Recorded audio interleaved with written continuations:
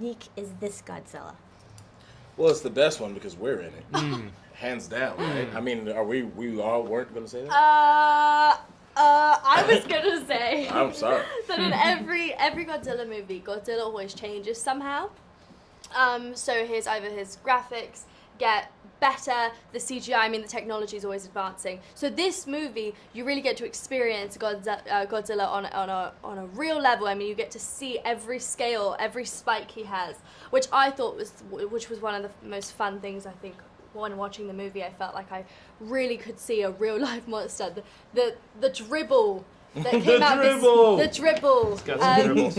I felt like this Godzilla, he looks real, and it's terrifying and powerful and impactful all at the same time. And Mike Doherty and Zach, they made sure. Is it Zach Shields?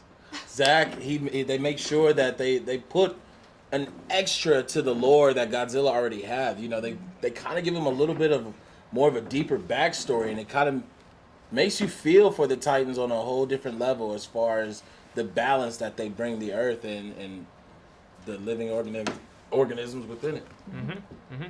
Yeah, I think Godzilla, it starts out in the whole franchise back in the day. He starts out as this representative of some kind of total destructive force, a kind of unknown bad entity. But he's kind of morphed into Earth's hero. Now in Godzilla King of the Monsters, he's the guy that stands up against all these invaders that want to get us. We will be his pet.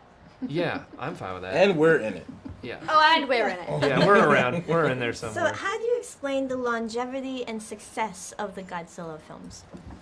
I feel like, Shay, you should take this just because I feel, you're really good at these answers. Well, everybody, it's certain films translate worldwide, and everybody loves a great monster movie, and Godzilla, when it comes to, films within the monster film genre, he's the biggest of them all. He literally is the king of the monsters. You see him, you see, little shouts out to him in cartoons or other forms of pop culture. Godzilla is referenced all throughout pop culture, and so it's just something that's really stood the test of time, and now we're taking it to the next level, and that's really unbelievable. Something so big can go even higher, and I'm glad that I get to be a part of something like this.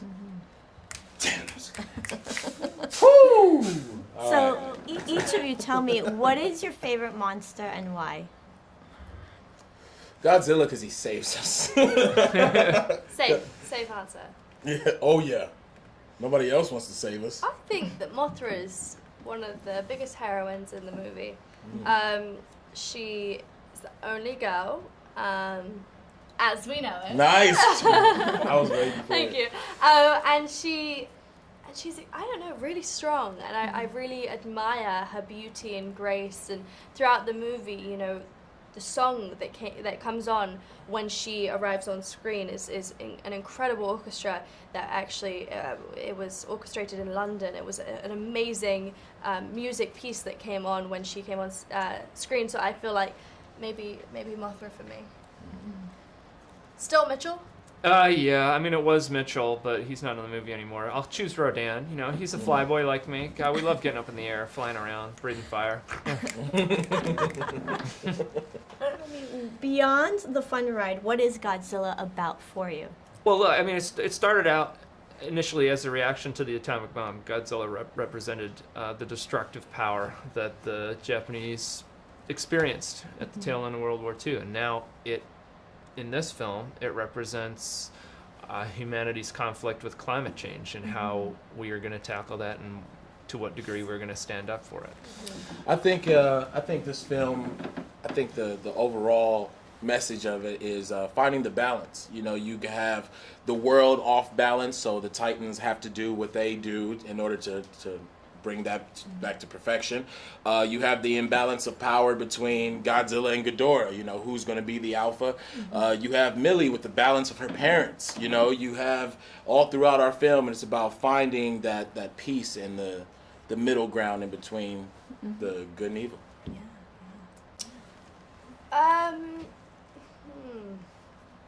It's It's a good answer, Shay. I mean, what's left on the table? Well, I mean, they really said it. There's so many elements of the movie that are emotional.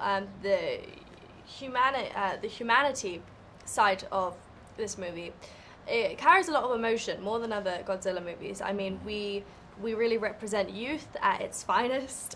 We represent a family unit. We represent individual characters that are extremely strong and, but again, emotional and confused and, you know, but brave. I mean, there's bravery throughout the whole movie of, you know, due to humanity. And I think that we all play such great characters that, you know, obviously was beautifully written.